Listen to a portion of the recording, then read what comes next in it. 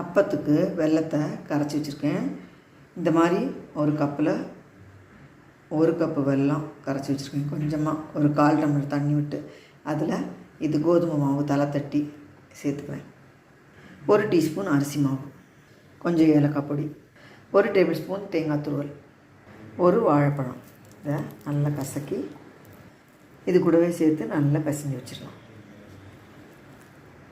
இந்த டம்ளரில் 1/2 டம்ளர் தண்ணி எடுத்துட்டுருந்தேன்.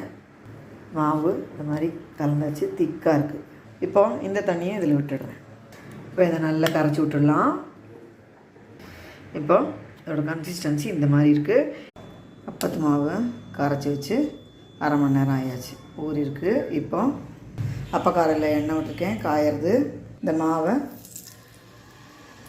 ஒன்றொன்றுலையாக ஃபில்லப் பண்ணிக்கலாம். இந்த மாவை ஃபுல்லாக எல்லாத்துலேயுமே விட்டாச்சு. இப்போ கொஞ்சம் வெந்தாச்சு, இதை திருப்பி போட்டுக்கலாம்.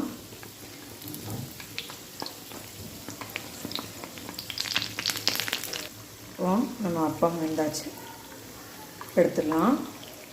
எண்ணெயை வடிச்சிட்டு